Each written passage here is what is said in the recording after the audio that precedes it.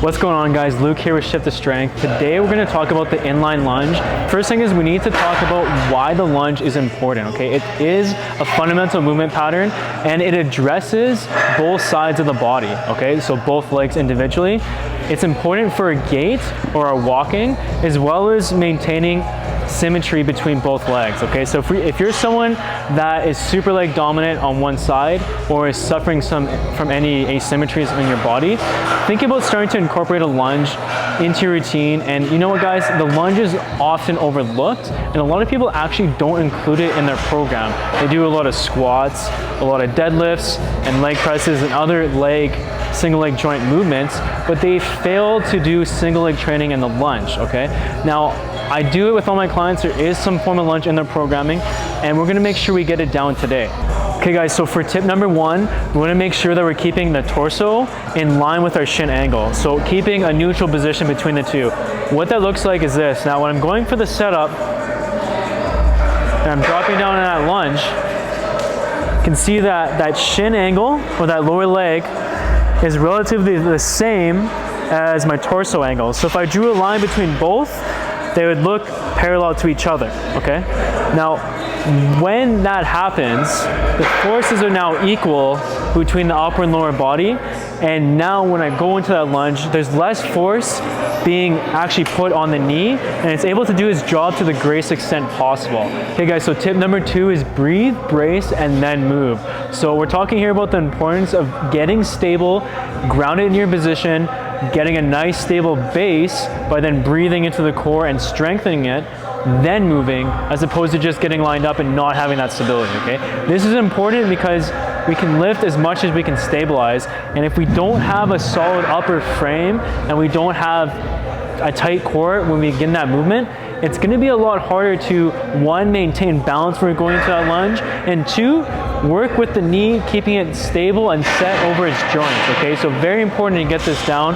What that looks like is, I get in my position, my lunge position, so remember that neutral position. We're not getting too far back or forward on it. The second thing I do is I think about getting set, getting comfortable, then taking a deep breath in. And when I'm taking that breath in, I wanna make sure I'm breathing low into my stomach and into my core, as opposed to breathing up into my chest. So you see the difference when we breathe low.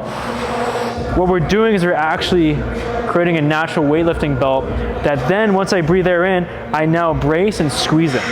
Okay, but if I breathe up, a lot of people do, they breathe up into their accessory muscles and we're still wobbly down low.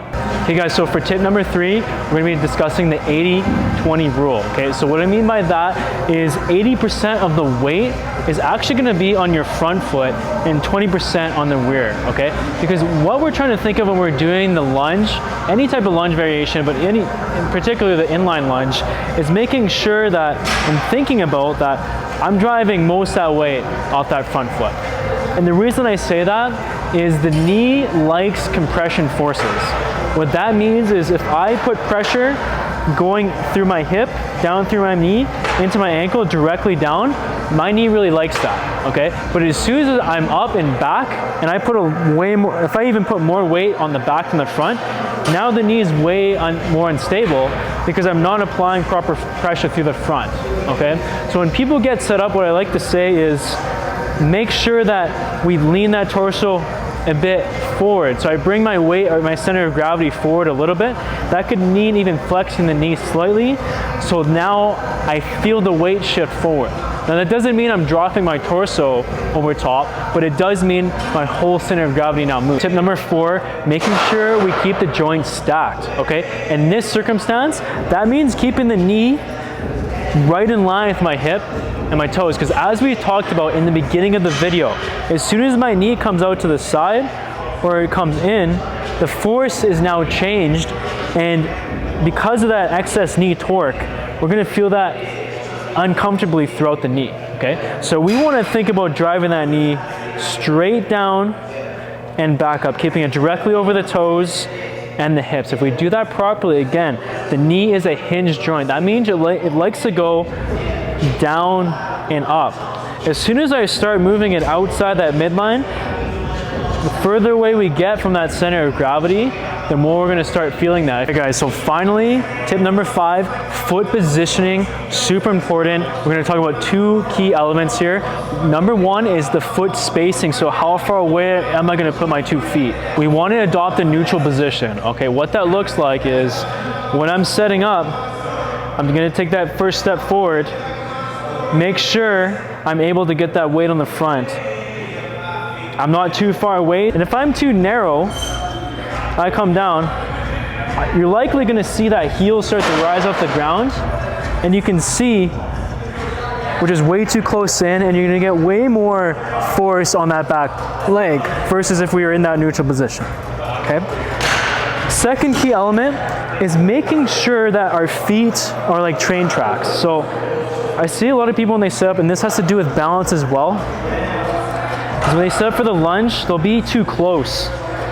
So their feet, what I mean by too close is your feet won't have any separation. So instead, we're gonna take a step to the side.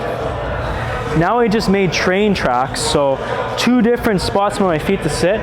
That lengthens my base of support, or creates a bigger base of support. So now I just feel more stable and balanced through the whole move. Then, again, get our positioning, okay, good. Allow for a couple inches between our feet. Get on that front foot, remember we talked about, weight on the front foot, lunge down and back up. And you see that both my knees are going forward, but they're staying on their respective tracks, okay? All right guys, so thanks for watching this video. If you're finding this content helpful, please comment, like, and subscribe. It helps the channel grow, and we'll see you in the next video. Take care.